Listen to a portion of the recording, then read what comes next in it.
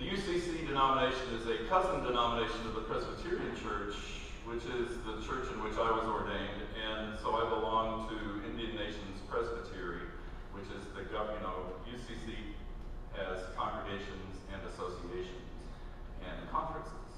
And associations are like districts, for those of you who grew up in churches with districts, and conferences are multi-state areas. In the Presbyterian Church, there are presbyteries, which are like districts. There are 3 of them in Oklahoma. One is the eastern third of the state. One is everything north of Oklahoma City and west, and the other is the one that I'm in, Indian Nations, includes Oklahoma City and everything south and west. Kind of just go down I-35 and everything west. Well, we had a 2-day presbytery meeting this last week, and I was not really planning on going because they can be frightful experiences. But a good friend of mine who nursed me through the ordination process many years ago called me up on Wednesday and said, "You need to go. They're voting on ordination questions." In other words, they're voting on whether or not lesbian and gay people can be ordained. And I groaned because my senior year in seminary over 30 years ago was the first time they voted on that, and it lost overwhelmingly. And I was out in seminary, but somehow made it through the process and was not out in my first ministry, except to a few friends and colleagues in the ministry.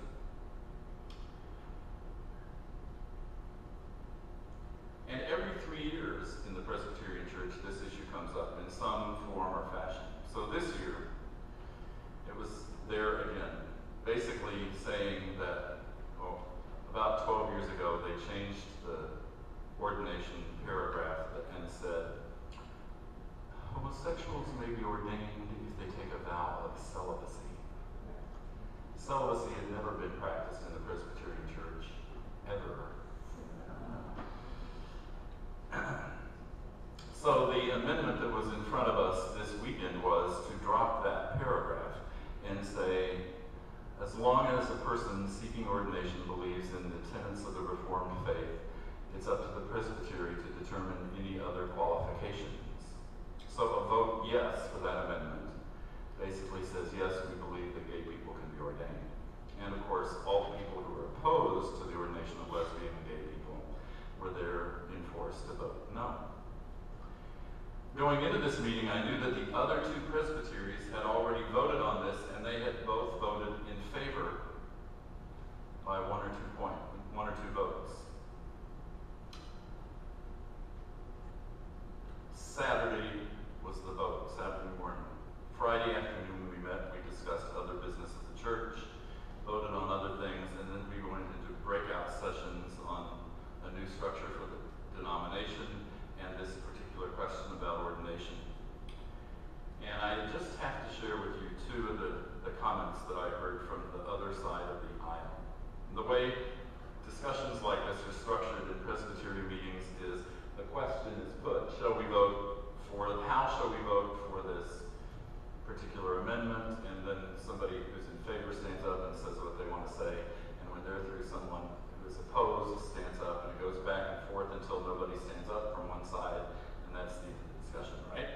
So somebody stands up to speak in favor of being inclusive and kind of gospel-like and Christ-centered in ordination instead of genitally centered, and does a nice, eloquent job, and then somebody stands up and does their little thing, and then another person stands up and says something in favor of the amendment.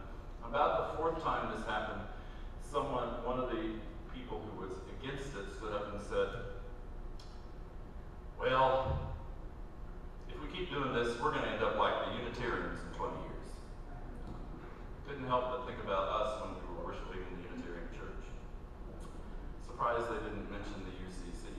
Actually, one person did later, a woman in favor whose son, who's heterosexual and married and had been raised in the Presbyterian Church, joined the UCC because his best friend and co-worker was no longer welcome in his Presbyterian congregation somewhere in Michigan or someplace.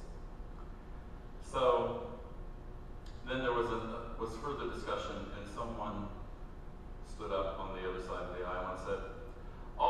change in the church is kind of like Obama's stimulus package. It looks good from the outside, but you know there's got to be something evil deep down inside. At that point, I started to get a headache. And my friend who was sitting with me got up to leave to go to the bathroom.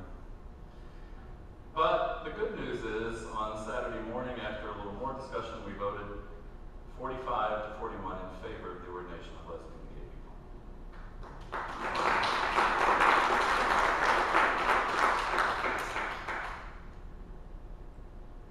Everything in Oklahoma is not red.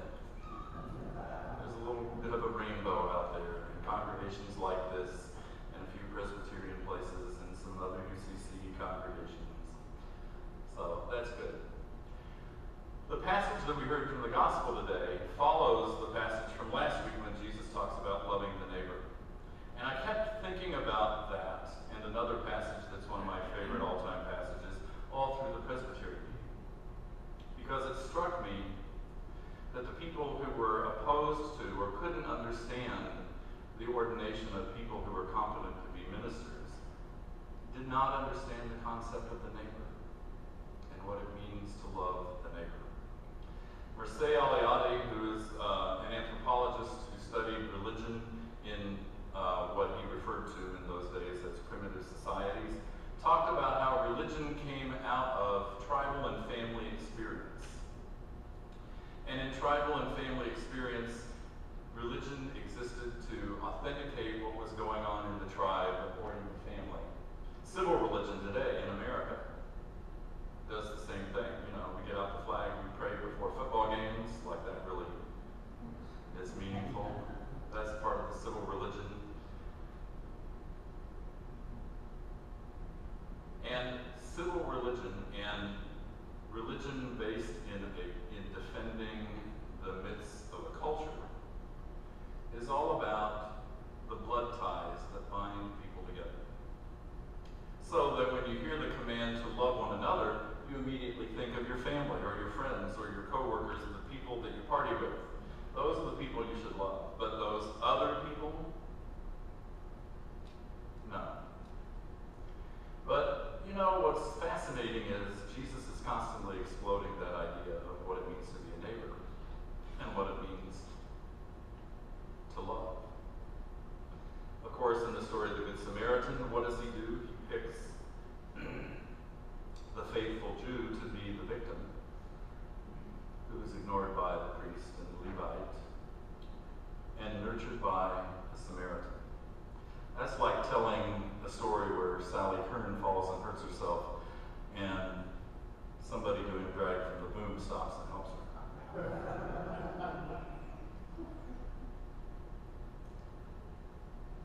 I'm sure people at Sally's church would be really upset with the very idea.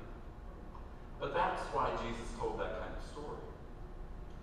He's always inviting us, as he does in the gospel today, to think about what it means to be a neighbor, to widen our sense of who we have relationship with. That question of loving the neighbor is found in the Golden Rule and various forms of it in every religion, every religious tradition in the world today. In our own Christian tradition, we can trace it all the way back to the first 5 books of the Hebrew Scriptures, where the law says to love your neighbor as yourself. And in Jesus' own day, a generation before him, a rabbi named Hillel said, when he was asked to explain the law, and the person who was asking him this question expected a long 2 or 3 hour sermon, he said, love your neighbor as yourself, all else is commentary. Well, Jesus kind of provides some of that commentary in the Sermon on the Mount. And in the passage that we hear today, he frames loving the neighbor and loving the self, because those two things go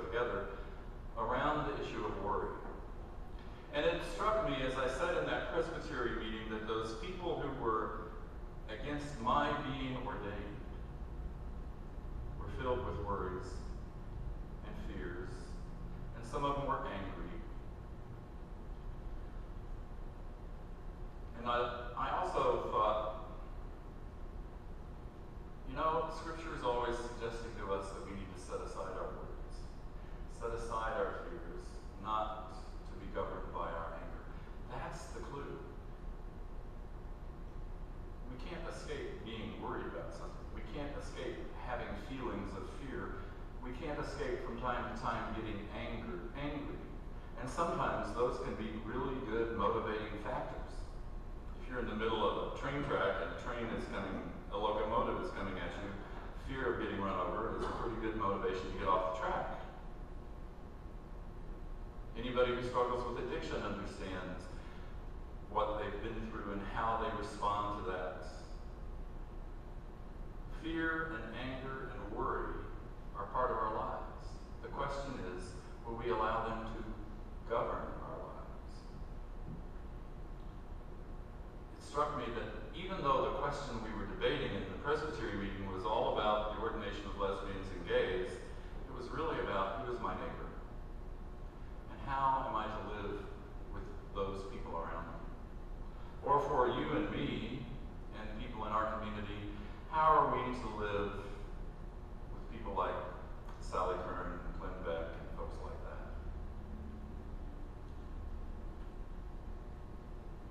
And it also got me to thinking about when I was in seminary 30 years ago, and how after 30 years, we were still debating the same question. We hadn't moved off the dime. At least in this presbytery, we moved off the dime Saturday. But it reminded me that when I was ordained and I got active in church politics, my activism was spurred by my anger. My activism was motivated by my own fears and my own worries and my own anger. And sometimes I did really good things because of that, but sometimes I let the worries guide me and wasn't open and honest with people I should have been open and honest with. Sometimes I let the fears guide me, and the same kind of thing happened, and I wasn't as good a minister as I should have been. And sometimes I let the anger guide me, and I ran roughshod over people who needed ministry, even though they disagreed with who I was. Anger, worry, and fear, of course, are about survival, security, and a sense of self-worth and dignity which every human being is entitled to, which we affirm as a denomination and as a congregation. The problem, of course, is when we allow those three things to govern us. And we worry, I think, because we're afraid of being ignored or told that we're wrong, as many of us have been told, or simply being treated as if we were invisible, which many people out there would like us to be. But I've also noticed a few things in my own life as I've let go of some of that anger and some of those fears and some of that worry. When I was acting out of anger and fear and worry, my activism was about changing other people and getting them to agree with me. If you had asked me 20 years ago how to approach Sally Kern, I would have wanted to denounce her publicly and then sit down with her and said, now if I can just find a way to get you to see things the way I see them, Sally, then the world would be okay. But guess what? It ain't gonna happen. I'm not responsible for making anybody see the world my way, and neither are you. I'm responsible for living my life as a child of God, and so are you. Every one of us has different gifts, different abilities, different talents. Some of them we use in our workplace, some of them many of you use in this church. Some of them are used in other places, some of them in activism for our community or for other causes of peace and justice and faith. But I think something happens when we let go of worry and fear and anger, acknowledge it when it happens, but refuse to be governed by it. When we quit trying to make everybody like ourselves, or at least see the world the way we see it, and simply allow ourselves to witness to the truth as we have experienced it. The truth as we have experienced it. The love of God as we have experienced it. No one else can answer for us. Each one of us has to do that on our own. Diversity is a challenge, but it is also a reality. Whether it is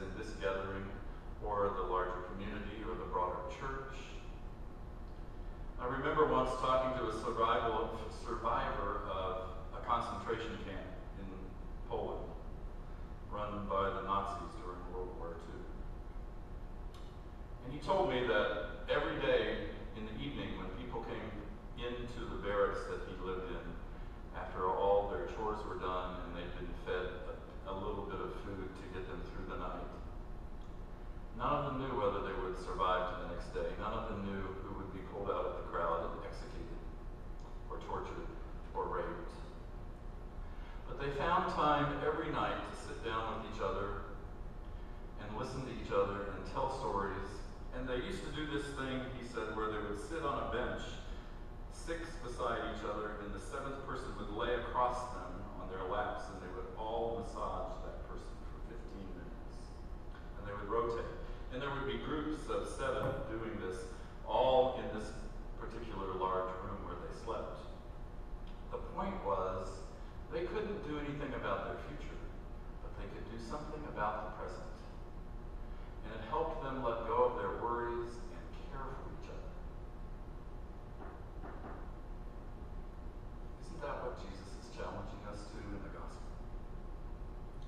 I'll close with words from a Methodist, John Wesley, one of my favorite quotes.